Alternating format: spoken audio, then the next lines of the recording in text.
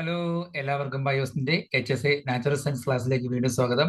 Module സെക്കൻഡിലെ biochemistry and developmental ബയോളജിയിലെ പ്രധാനപ്പെട്ട 100 ചോദ്യങ്ങൾ പരിചയപ്പെടാൻ പോകാം വീഡിയോയിലേക്ക്. ഫംഗസിന്റെ കോശഭിത്തി നിർമ്മിച്ചിരിക്കുന്ന പോളിസാക്കറൈഡ് ഏത്? കൈറ്റിൻ. വിവിധ മോണോസാക്കറൈഡുകളെ തമ്മിൽ ബന്ധിപ്പിച്ച് ഒളിഗോസാക്കറൈഡുകളിൽ കാണപ്പെടുന്ന ബന്ധനം ഏത്? ബോണ്ട് ഏത്? Glycosidic bond. ഒളിഗോസാക്കറൈഡുകൾക്ക് ഉദാഹരണം മാൾട്ടോസ്, ലാക്ടോസ്, സുക്രോസ് മുതലായവ.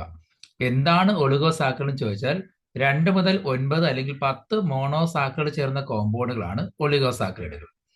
മാൾട്ടോസ്, ലാക്ടോസ്, സുക്രോസ് എന്നിവയിൽ കാണപ്പെടുന്ന മോണോസാക്കറൈഡ് എണ്ണം 2 ആണ്. കൈറ്റിനിൽ കാണപ്പെടുന്ന മോണോസാക്കറൈഡ് ഏത്? N acetyl glucosamine. ഇനുലിൽ കാണപ്പെടുന്ന മോണോസാക്കറൈഡ് ഏത്? ഫ്രക്ടോസ്. അനജത്തിൽ കാണപ്പെടുന്ന മോണോസാക്കറൈഡ് ആണ് ഗ്ലൂക്കോസ്. ഗ്ലൈക്കോജനിൽ കാണപ്പെടുന്ന മോണോസാക്കറൈഡ് ഗ്ലൂക്കോസ്. സെല്ലുലോസിൽ കാണപ്പെടുന്ന മോണോസാക്കറൈഡ് ഗ്ലൂക്കോസ്. അന്നജം, ഗ്ലൈക്കോജൻ, സെല്ലുലോസ്, കൈറ്റിൻ, ഇനുലിൻ എന്നിവ ഏതു തരം പോളിസാക്കറൈഡുകളാണ്? സമ പോളിമർ അഥവാ ഹോമോ പോളിമർ, അതായത് ഒരേ തരം മോണോസാക്കറൈഡുകൾ കൊണ്ട് നിർമ്മിച്ചിരിക്കുന്ന പോളിമറാണ് അന്നജം, ഗ്ലൈക്കോജൻ, സെല്ലുലോസ്, കൈറ്റിൻ, ഇനുലിൻ തുടങ്ങിയവ. അസമ പോളിമറുകൾക്ക് ഉദാഹരണം, അതായത് ഭിന്ന പോളിമർ എന്നോ ഹെറ്ററോ പോളിമർ എന്ന് പറയും. ഉദാഹരണം ഹെമി സെല്ലുലോസ്, പെക്റ്റിൻ, ഗം മുതലായവ. അതായത് നിർമ്മിച്ചിരിക്കുന്നത് വിവിധ തരം മോണോസാക്കറൈഡ് ചേർത്തായിരിക്കും നിർമ്മിച്ചിരിക്കുന്നത്. വിവിധ മോണോസാക്കറൈഡുകൾ തമ്മിൽ ബന്ധിപ്പിച്ച് പോളിസാക്കറൈഡുകൾ കാണപ്പെടുന്ന ബന്ധനം ഏത്? അതും ഗ്ലൈക്കോസിഡിക് ബോണ്ട് തന്നെയാണ്. ഒരു പോളിസാക്കറൈഡ് ശൃംഖലയിൽ വലത്തെ അറ്റമാണ് നിരോക്സീകരണ അറ്റം അഥവാ റെഡ്യൂസിംഗ് എൻഡ്. ഒരു പോളിസാക്കറൈഡ് ശൃംഖലയിൽ ഇടത്തെ അറ്റമാണ് നിരോക്സീകരണമല്ലാത്ത അഗ്രം അഥവാ നോൺ റെഡ്യൂസിംഗ് എൻഡ്. മാംസ്യങ്ങളിൽ കാണപ്പെടുന്ന ബന്ധനമാണ് പെപ്റ്റൈഡ് ബോണ്ട്. ജൈവമണ്ഡലത്തിൽ ഏറ്റവും കൂടുതൽ കാണപ്പെടുന്ന മാംസ്യം അഥവാ പ്രോട്ടീൻ ഏതെന്ന് ചോദിച്ചാൽ അത് റുബിസ്കോയാണ്. സസ്യങ്ങളിൽ കാണപ്പെടുന്ന കൂടുതൽ പ്രോട്ടീനും റുബിസ്കോ തന്നെയാണ്. മൊത്തത്തില് ജൈവമണ്ഡലത്തിൽ ഏറ്റവും കൂടുതൽ കാണപ്പെടുന്ന പ്രോട്ടീനും റുബിസ്കോ തന്നെയാണ്. ജൈവമണ്ഡലത്തിൽ ഏറ്റവും കൂടുതൽ കാണപ്പെടുന്ന ജന്തു മാംസ്യം ഏത്? അത് കൊളാജനാണ്. ലസീത്തിൻ എന്നത് ഒരു ഫോസ്ഫോ ലിപ്പിഡ് ആണ്.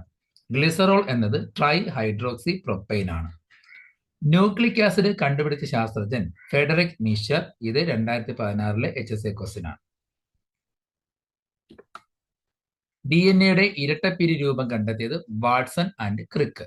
DNA വ്യാസം 20 ആങ്സ്ട്രം. സാധാരണയായി കാണപ്പെടുന്ന തരം DNA ആണ് BDNA. DNA ഒരു ചുറ്റിൽ കാണപ്പെടുന്ന ക്ഷാര ജോഡികൾ അഥവാ ബേസ് പെയർ എന്ന് പറയും. അതിന്റെ എണ്ണം 10 ബേസ് പെയർ ആണ് ഒരു ചുറ്റിൽ കാണപ്പെടുന്നത്. DNA ഒരു ചുറ്റിന്റെ നീളം 34 ആങ്സ്ട്രം അഥവാ 3.4 നാനോമീറ്റർ. DNA അടുത്തടുത്തുള്ള ക്ഷാര ജോഡികൾ തമ്മിൽ അകലം 3.4 ആങ്സ്ട്രം അഥവാ 0.34 നാനോമീറ്റർ. അതായത് ഓരോ ബേസ് പെയർ DNA ഓരോ സ്റ്റാൻഡ് ഉണ്ടല്ലോ, ഏണിയുടെ പടികൾ പോലെ കാണുന്ന ഓരോ സ്റ്റാൻഡിന്റെ ഇടയിലുള്ള അകലമാണ് 3.4 ആങ്സ്ട്രം. ആദ്യമായി കൃത്രിമ DNA ടെസ്റ്റ് ട്യൂബിൽ നിർമ്മിച്ചത് കോൺബർഗ് എന്ന സയന്റിസ്റ്റ് ആണ്. 5X174 എന്ന വൈറസിൽ കാണപ്പെടുന്ന DNA പ്രത്യേകത ഒറ്റ ഇഴയുള്ള DNA, സിംഗിൾ സ്റ്റാൻഡ് DNA ആണ്. ആദ്യമായി RNA കൃത്രിമമായി നിർമ്മിച്ചത് സെവരോകെയ. ഇരട്ട ഇഴയുള്ള DNAയിൽ കാണപ്പെടുന്ന പ്യൂരിന്റെയും പിരമിഡിന്റെയും എണ്ണം തുല്യമായിരിക്കും എന്ന് പ്രതിപാദിച്ച സിദ്ധാന്തമാണ്, നിയമമാണ് ചാർഗാഫ് നിയമം. ഗ്ലൂക്കോസ് ഗ്ലൈക്കോജനായി മാറുന്ന പ്രവർത്തനമാണ് ഗ്ലൈക്കോജെനസിസ്. ഗ്ലൈക്കോജെനസിസ് നടക്കുന്നത് കരളിൽ മാത്രമല്ല പേശീകോശത്തിലും നടക്കുന്നുണ്ട്. രക്തത്തിൽ അധികം വരുന്ന ഗ്ലൂക്കോസിനെ ഗ്ലൈക്കോജൻ ആക്കി കരളിൽ സംഭരിക്കുവാൻ സഹായിക്കുന്ന ഹോർമോണാണ് ഇൻസുലിൻ. ആഗ്നേയ ഗ്രന്ഥിയിലെ ഏത് കോശങ്ങളാണ് ഇൻസുലിൻ നിർമ്മിക്കുന്നത്? ബീറ്റാ കോശങ്ങൾ. ഗ്ലൈക്കോജൻ വിഘടിച്ച് ഊർജം ഉണ്ടാകുന്ന പ്രക്രിയയാണ് ഗ്ലൈക്കജനോലൈസിസ്. ഗ്ലൂക്കോസ് പൈറുവിക് ആസിഡായി മാറുന്ന പ്രക്രിയയാണ് ഗ്ലൈക്കോളിസിസ്. ഗ്ലൈക്കോളിസിസ് കോശത്തിൽ എവിടെ സംഭവിക്കുന്നു? കോശദ്രവ്യത്തിൽ അഥവാ സൈറ്റോപ്ലാസം. ഗ്ലൂക്കോസിനെ ഗ്ലൂക്കോസിക്സ് ഫോസ്ഫേറ്റായി മാറ്റുന്ന രാസാഗ്നി ഏത്? ഹെക്സോകൈനേസ്. ഫ്രക്ടോസ് 1,6 ബൈഫോസ്ഫേറ്റിനെ ട്രയോസ് ഫോസ്ഫേറ്റുകളാക്കി മാറ്റുന്ന രാസാഗ്നി ഏത്? അത് ആൾഡോലേസ് ആണ്. ഇതുമായി ബന്ധപ്പെട്ട ഗ്ലൈക്കോളിസിന്റെ ഒരു വീഡിയോ ഞാൻ +1 ടോപ്പിക്കിൽ ഉൾപ്പെടുത്തിയിട്ടുണ്ട്. ആർക്കെങ്കിലും ആ ഒരു ടോപ്പിക്കിൽ ഡൗട്ട് ഉണ്ടെങ്കിൽ ആ വീഡിയോ ഒന്ന് കാണുക. ഫോസ്ഫോ ഈനോൾ പൈറുവേറ്റിനെ പൈറുവിക് ആസിഡായി മാറ്റുന്ന രാസാഗ്നിയാണ് പൈറുവേറ്റ് കൈനേസ്. EMP പാത അല്ലെങ്കിൽ EMP പാത്വേ എന്നറിയപ്പെടുന്നത് ഗ്ലൈക്കോളിസിസ്. ഗ്ലൂക്കോസിന്റെ ഒരു തന്മാത്ര പൈറുവിക് ആസിഡിന്റെ 2 തന്മാത്രയായിട്ട് മാറുമ്പോൾ ആകെ ഉണ്ടാവുന്ന ഊർജ്ജം 10 ATP ആണ്. അതിന്റെ നെറ്റ് ഗെയിൻ ചോദിച്ചാൽ അത് 8 ATP ആയിരിക്കും. അവായു ശ്വസനത്തിന്റെയും വായു ശ്വസനത്തിന്റെയും പൊതുവായുള്ള ആദ്യഘട്ടമാണ് ഗ്ലൈക്കോളിസിസ്. അതായത് എയറോബിക് റെസ്പിറേഷൻ എടുത്താലും അനേറോബിക് റെസ്പിറേഷൻ എടുത്താലും അതിന്റെ ആദ്യ സ്റ്റെപ്പ് ഏത് തന്നെയാണ്? ഗ്ലൈക്കോളിസിസ് തന്നെയാണ്. പൈറുവിക് ആസിഡിലെ കാർബണുകളുടെ എണ്ണം 3 ആണ്. ക്രബ്സ് പരിവൃത്തി സംഭവിക്കുന്നത് മൈറ്റോകോൺട്രിയയിൽ. ക്രബ്സ് പരിവൃത്തിയിൽ ഉണ്ടാകുന്ന ആദ്യ സ്ഥിരതയുള്ള കാർബൺ കോമ്പൗണ്ട് ആണ് സിട്രിക് ആസിഡ്. അതായത് ആദ്യ സ്ഥിരതയുള്ള 6 കാർബൺ കോമ്പൗണ്ട് ആണ് citric acid. Citric acid cycle എന്നറിയപ്പെടുന്നത് ക്രബ്സ് സൈക്കിൾ തന്നെയാണ്. അസറ്റൈൽ കോഎൻസം എയിലെ കാർബണിന്റെ എണ്ണമാണ് 2. ക്രബ്സ് സൈക്കിളിന്റെ ഒരു വീഡിയോ ഞാൻ അപ്ലോഡ് ചെയ്തിട്ടുണ്ട്, +1 ടോപ്പിക്കുമായി ബന്ധപ്പെട്ട് അപ്ലോഡ് ചെയ്തിട്ടുണ്ട്. കാണാത്തവർ അല്ലെങ്കിൽ എന്തെങ്കിലും ഡൗട്ട് ഉള്ളവർ ആ വീഡിയോ ഒന്ന് കാണുക. Pyruvic acid acetyl coenzyme A ആയി മാറാൻ സഹായിക്കുന്ന രാസാഗ്നിയാണ് പൈറുവേറ്റ് ഡീഹൈഡ്രോജിനേസ്. ക്രബ്സ് പരിവൃത്തിയിൽ സബ്സ്ട്രേറ്റ് ലെവൽ ഫോസ്ഫോറേഷൻ നടക്കുന്നത്, അതായത് സബ്സ്ട്രേറ്റ് ലെവൽ ATPയുടെ ഫോർമേഷൻ നടക്കുന്നത് സക്സീനിയൽ കോയെ സക്സീനിക് ആസിഡായി മാറുമ്പോഴാണ്. ആ സമയത്ത് GTP ഫോം ചെയ്യുന്നുണ്ട്, സിമിലർ ടു ATP. ATPക്ക് സിമിലർ ആയ GTP ഫോം ചെയ്തതാണ് സബ്സ്ട്രേറ്റ് ലെവൽ ഫോസ്ഫോറിലേഷൻ. സക്സീനിയൽ കോയെ സക്സീനിക് ആസിഡ് മാറുമ്പോഴാണ് അത് സംഭവിക്കുന്നത്. വായു ശ്വസനത്തിലെ ഇലക്ട്രോൺ സംവഹന വ്യവസ്ഥ നടക്കുന്നത്, അതായത് ETS എന്ന് പറയും, നടക്കുന്നത് മൈറ്റോകോൺട്രിയയുടെ 2ാമത്തെ പാളിയിൽ, അകത്തെ പാളിയിലായിരിക്കും. ഇലക്ട്രോൺ സംവഹന വ്യവസ്ഥയിലെ കോംപ്ലക്സ് 1 എന്നറിയപ്പെടുന്നത് NADH ഡീഹൈഡ്രോജനസ് ആണ്. ഇലക്ട്രോൺ സംവഹന വ്യവസ്ഥയിലെ കോംപ്ലക്സ് 2 എന്നറിയപ്പെടുന്നത് സക്സിനേറ്റ് ഡീഹൈഡ്രോജനസ് ആണ്. ഇലക്ട്രോൺ സംവഹന വ്യവസ്ഥയിലെ കോംപ്ലക്സ് 3 എന്നറിയപ്പെടുന്നത് സൈറ്റോക്രോം BC1 കോംപ്ലക്സ് ആണ്. ഇലക്ട്രോൺ സംവഹന വ്യവസ്ഥയിലെ കോംപ്ലക്സ് 4 എന്നറിയപ്പെടുന്നത് സൈറ്റോക്രോം C ഓക്സിഡേസ് കോംപ്ലക്സ് ആണ്. ഇലക്ട്രോൺ സംവഹന വ്യവസ്ഥയിലെ കോംപ്ലക്സ് 5 ATP സിന്തേസ് ആണ്. ഇലക്ട്രോൺ സംവഹന വ്യവസ്ഥയിലെ കോംപ്ലക്സ് 1ലെ പ്രാഥമിക ഇലക്ട്രോൺ സ്വീകർത്താവ്, ഈ കോംപ്ലക്സിൽ ആദ്യമായിട്ട് ഇലക്ട്രോണിനെ സ്വീകരിക്കുന്ന സ്വീകർത്താവ് എന്ന് പറയുന്നത് FMN ഫ്ലേവിൻ മോണോ ന്യൂക്ലിയോടൈഡ് ആണ്. ഇലക്ട്രോൺ സംവഹന വ്യവസ്ഥയിലെ കോംപ്ലക്സ് 2ലെ പ്രാഥമിക ഇലക്ട്രോൺ സ്വീകർത്താവാണ് FAD. അതുപോലെ സെക്കൻഡ് കോംപ്ലക്സിലും ആദ്യം ഇലക്ട്രോൺ സ്വീകരിക്കുന്നത് FAD ആണ്, ഫ്ലേവിൻ അഡിനിൻ ഡൈന്യൂക്ലിയോടൈഡ്. വായു ശ്വസനത്തിലെ ഇലക്ട്രോൺ സംവഹന വ്യവസ്ഥയിലെ അവസാനത്തെ ഹൈഡ്രജൻ സ്വീകർത്താവാണ് ഓക്സിജൻ. മൈറ്റോകോൺട്രിയയിലെ 2ാമത്തെ സ്ഥലം അകത്തെ അറയിലേക്ക് കാണപ്പെടുന്ന വിരലുകൾ പോലുള്ള ഭാഗമാണ് ക്രിസ്റ്റേ. മൈറ്റോകോൺട്രിയയിലെ അകത്തെ പാളിയിൽ ക്രിസ്റ്റയിൽ കാണപ്പെടുന്ന ടെന്നീസ് റാക്കറ്റ് പോലുള്ള ഭാഗമാണ് ഓക്സിസോം. മൈറ്റോകോൺട്രിയയിലും ഹരിതകത്തിലും ATP നിർമ്മാണം നിർവചിക്കുന്ന സിദ്ധാന്തമാണ് കെമി ഓസ്മോട്ടിക് സിദ്ധാന്തം. കെമി ഓസ്മോട്ടിക് സിദ്ധാന്തം നിർദ്ദേശിച്ചത് പീറ്റർ മിച്ചൽ. കൊഴുപ്പിന്റെ ബീറ്റ ഓക്സിഡേഷൻ നടക്കുന്നത് ഏത് കോശാംഗത്തിൽ വെച്ചാണ്? മൈറ്റോകോൺട്രിയയിലും ഗ്ലയോക്സും നടക്കുന്നുണ്ട്. ഇത് HSA കഴിഞ്ഞ വർഷത്തെ ക്വസ്റ്റ്യൻ ആണ്. അതിൽ 2 ഓപ്ഷൻ ഉണ്ടായിരുന്നു, ഒന്ന് മൈറ്റോകോൺട്രിയ എന്നൊരു ഓപ്ഷനിലും പിന്നെ അതുപോലെ ഗ്ലയോക്സും ഓപ്ഷനും ഉണ്ടായിരുന്നു. അപ്പൊ ആൻസർ എന്ന് പറയുന്നത് ഇപ്പൊ മൈറ്റോകോൺട്രിയയും ഗ്ലയോക്സും സിയോ ആണെന്ന് തോന്നുന്നു. അങ്ങനെയാണെങ്കിൽ ആൻസർ A and C എന്ന രീതിയിലാണ് കണ്ടത്. അപ്പൊ 2ൽ നടക്കുന്നുണ്ട്.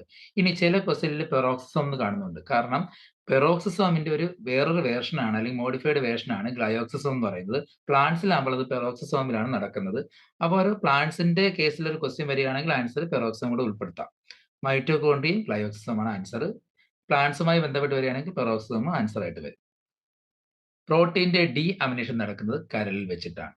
ഗ്ലൂട്ടാമിക് ആസിഡിലെ അമിനോ ഗ്രൂപ്പ് ഓക്സാലോ അസറ്റിക് ആസിഡിലേക്ക് കൈമാറ്റം ചെയ്യുമ്പോൾ അസ്പാർട്ടിക് ആസിഡ് ഉണ്ടാകുന്ന പ്രവർത്തനമാണ് ട്രാൻസ് അമിനേഷൻ.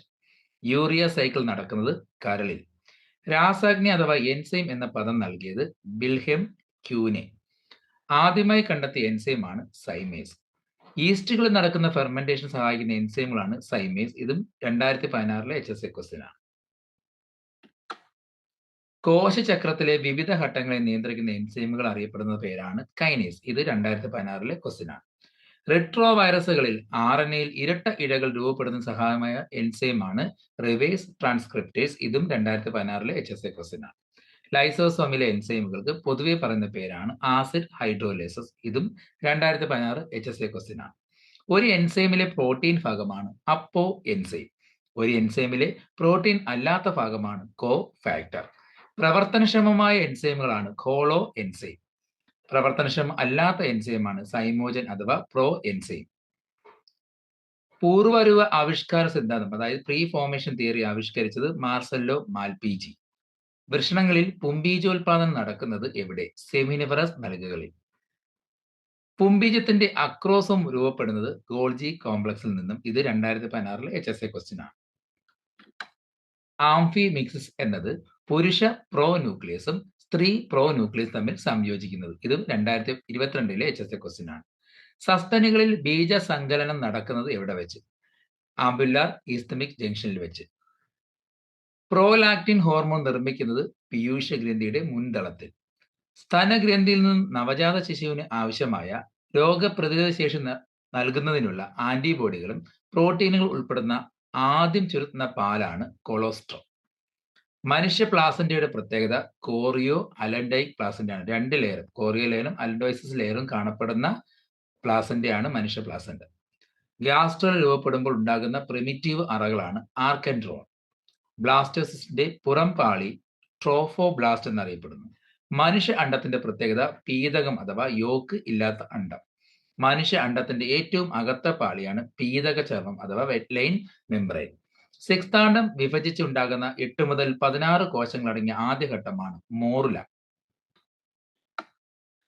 ചില കോശങ്ങൾ വിഭജിച്ച് ഒരു ജീവിയിൽ കാണുന്ന എല്ലാത്തരം കോശങ്ങളും ആകാനുള്ള കഴിവുണ്ടായിരിക്കും. അത്തരം കോശങ്ങളുടെ കഴിവിനെ പറയുന്ന പേര് ടോട്ടി പൊട്ടൻസി. ചില കോശങ്ങൾക്ക് വ്യാവർത്തനം ചെയ്യപ്പെട്ട വിവിധ കോശങ്ങളായിട്ട് മാറാൻ കഴിയും. എന്നാൽ ഇവയ്ക്ക് ഒരു ജീവിയിലെ മുഴുവൻ കോശങ്ങളായിട്ട് മാറാൻ കഴിയില്ല. ഈ കഴിവിനെ എന്തു പറയുന്നു? Pluri potency. ഉദാഹരണം സ്റ്റെം സെൽസ് അഥവാ മൂലകോശങ്ങൾ. സസ്തനികളിലെ ഹോമിയോട്ടിക് ജീനുകളാണ് ഹോക്സ് ജീനുകൾ. കശേരുക്കളിൽ ഭ്രൂണ വികാസന സമയത്ത് അവയവ രൂപീകരണം, തലച്ചോറിന്റെയും നാഡീവ്യവസ്ഥയുടെയും വികാസം എന്നിവയിൽ പ്രധാന പങ്ക് വഹിക്കുന്ന ജീനാണ് സോണിക് ഹെഡ്ജ്ഹോഗ്. മനുഷ്യനിലെ ഹോക്സ് ജീനുകളുടെ എണ്ണം 39. പ്രസവ സമയത്ത് യോജക കലകളെ മൃദുവാക്കുന്ന ഹോർമോണാണ് റിലാക്സിൻ.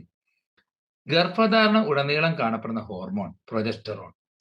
ഗർഭാശയ ഭിത്തിയിലെ മൃദുല പേശികൾ ചുരുങ്ങുന്നതിന് കാരണമായ ഹോർമോൺ ഓക്സിറ്റോസിൻ. ലോകത്തിലെ ആദ്യത്തെ ടെസ്റ്റ് ട്യൂബ് ശിശു ലൂയിസ് ജോൺ ബ്രൗൺ ഇംഗ്ലണ്ടിലാണ്. ഇന്ത്യയിലെ ആദ്യത്തെ ടെസ്റ്റ് ട്യൂബ് ശിശു കനിപ്രിയ അഗർവാൾ ഏലിയാസ് ദുർഗ. ഇന്നത്തെ ക്ലാസ്സിൽ മൊഡ്യൂൾ 2 തന്നെ ബാക്കി പോർഷൻസ് ഉൾപ്പെടുത്തിയ ഒരു 100 ക്വസ്റ്റ്യൻ ആണ് വർക്ക് ചെയ്തിരിക്കുന്നത്. എല്ലാവരും ഇതും കൂടെ ഒന്ന് വർക്ക് ചെയ്തിട്ട് നാളത്തെ എക്സാമിന് പോവുക. എല്ലാവർക്കും നല്ലൊരു ദിവസം നേരുന്നു. Wish you all the best.